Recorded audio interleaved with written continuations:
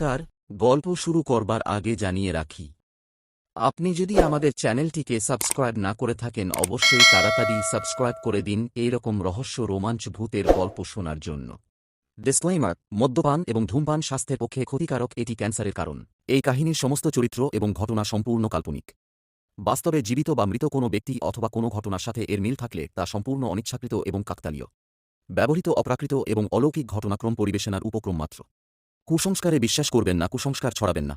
Galaxy গুরুদেব চ্যানেলে আপনাকে স্বাগত জানাই। আমরা এই গল্পটিকে নিয়ে গল্পের শেষে একটি প্রশ্ন আপনাদের কাছে তুলে ধরেছি। গল্পটিকে ভালো করে শুনে প্রশ্নটির উত্তর কমেন্ট বক্সে অবশ্যই জানাবেন, এবং গল্পটি ভালো লাগলে লাইক, কমেন্ট এবং প্রচুর প্রচুর শেয়ার করবেন। চলুন তবে গল্প শুরু করা যাক। আমাদের আজকের গল্পের নাম দ্বিতীয় তলার রহস্য। একজন নামকরা ইউটিউবার আরিফ ভূতপ্রেতের গল্প নিয়ে কন্টেন্ট তৈরি করেন, কিন্তু সম্প্রতি তার ভিডিওগুলোর ভিউ কমে যাচ্ছে আর সাবস্ক্রাইবও কমছে। অনেক ভেবেচিন্তে তিনি একটি ভুতুড়ে বাড়ির সম্পর্কে জানতে পারেন, যেটি তার শহরের বাইরে। শোনা যায় দ্বিতীয় তলায় কেউ উঠলেই তার জীবনে অদ্ভুত ঘটনা ঘটে যায়। আরিফ ঠিক করেন তিনি নিজে সেখানে যাবেন এবং বাড়ির ভিতর থেকে একটি ভিডিও শ্যুট করবেন। রাতে সেখানে পৌঁছে তিনি প্রথম তলায় ঘুরতে থাকেন। সবকিছু স্বাভাবিক মনে হয়, কিন্তু দ্বিতীয় তলার সিঁড়ির দিকে পা বাড়াতেই তার ক্যামেরার লাইট ঝিমিয়ে আসে। ক্যামেরা চালু রাখলেও ভিডিওতে কোনো আওয়াজ নেই।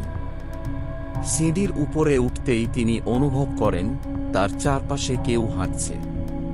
কিছুক্ষণ পর দরজার পাশে একটি মেয়ের কাঁদার আওয়াজ পান। সাহস করে দরজাটা খোলেন তিনি। দরজার ওপাশে কেউ নেই, কিন্তু দেয়ালে লেখা আছে, তোমরা কেউ ফিরে যেতে পারবে না। এরপর থেকে তার সবকিছু বদলে যেতে থাকে। ক্যামেরার ব্যাটারি খুব দ্রুত শেষ হয়ে যায়, ভিডিও ফাইলগুলো অদ্ভুতভাবে নষ্ট হয়ে যায়। আরিফ তাড়াতাড়ি সেখান থেকে পালানোর চেষ্টা করেন, কিন্তু সিঁড়ি দিয়ে নামার সময় পা পিছলে পড়ে যান এবং জ্ঞান হারান। জ্ঞান ফিরে পাওয়ার পর দেখেন তিনি হাসপাতালের বিছানায় শুয়ে আছেন, কিন্তু আশেপাশে কোনো ডাক্তার বা নার্স নেই।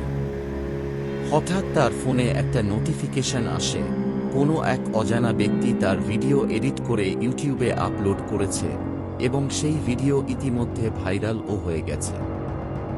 ভিডিওর শেষে সেই মেয়েটার ছায়া স্পষ্টভাবে দেখা যাচ্ছে, যেটা তিনি দেখেছিলেন কিন্তু রেকর্ড করতে পারেননি। এখন আরিফের মনে এই কথাই বারবার মনে আসতে লাগল, কে সেই মেয়ে?